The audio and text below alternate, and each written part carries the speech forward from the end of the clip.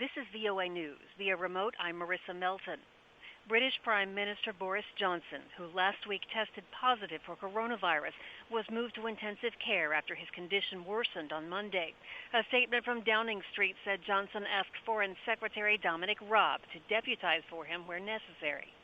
Johnson's office did not say on Monday what treatments the 55-year-old prime minister is receiving. It had previously said he was hospitalized with a persistent fever and was undergoing tests as his symptoms had not improved. Britain has emerged as one of the latest hotspots in the pandemic, reporting more than 400 deaths on Monday. U.S. President Donald Trump said Monday he is saddened to learn of Johnson's status. The two conservatives have been on friendly terms, with Trump backing Johnson's fight to get Britain to leave the European Union. When questioned about the prime minister Monday, Trump said the situation is scary and called Johnson a fantastic person. Trump also told reporters Monday that his administration is doing a great job of handling the COVID-19 pandemic. He exchanged heated words with reporters when questioned about a U.S. Health and Human Services report saying U.S. hospitals are desperate for supplies to deal with the outbreak. Trump did, however, confirm he spoke Monday to former Vice President Joe Biden, who's running for the Democratic nomination to challenge Trump's presidency in the November presidential election. Trump said the two men had a warm, wonderful conversation in which Biden shared his point of view. Biden's campaign also confirmed the phone call, saying Biden offered advice on dealing with the pandemic. In the past, Biden has said the Trump administration was too slow in its response to the pandemic. He has also said Trump should stop talking and start listening to the experts. U.S. Surgeon General Jerome Adams warned Sunday the coming week will be our Pearl Harbor moment, our 9/11. VOA News. The United States on Monday topped 10,000 total deaths from COVID-19, making it the country with the third highest official death tally behind Italy and Spain. About one-third of the U.S. deaths from COVID-19 have been in New York City, where makeshift field hospitals and a U.S. Navy medical ship are trying to take some of the strain off the city's healthcare system.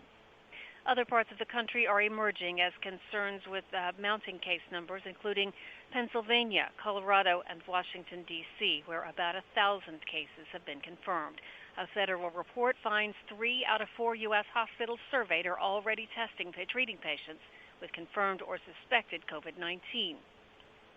Monday's Health and Human Services Inspector General's office report found hospitals expect to be overwhelmed as coronavirus cases rocket toward their anticipated peak by mid-April. The Supreme Court in the state of Wisconsin has blocked a move by the Wisconsin governor to postpone Tuesday's Democratic primary. Governor Tony Evers, a Democrat, issued an executive order postponing the election until June the 9th.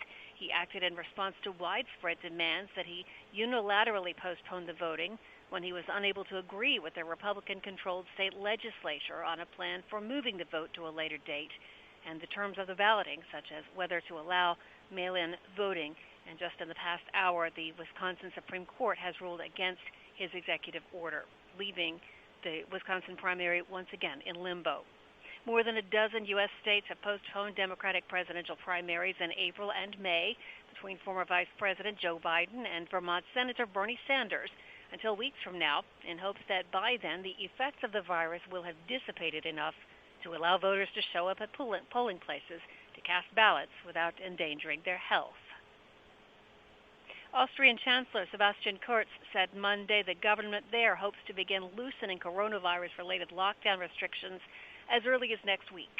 Speaking at a news conference with his cabinet members, Kurz said Monday authorities will allow small shops up to 400 square meters in size, such as hardware and gardening shops, to open as soon as April 14th. That's 1 week from tomorrow. He said the shops that will be allowed to open do so under very strict safety conditions, such as requiring masks, disinfection, and a limit on the number of customers allowed. Kurz said the goal is to have all shops, shopping centers, and hair salons open by May the 1st. Restaurants and hotels would not be allowed to open until mid-May, along with other service providers. The Austrian Chancellor said the restrictions on citizens' movements put in place 3 weeks ago, set to expire April 13th, will now stay in effect until the end of the month. Marissa Melton, VOA News.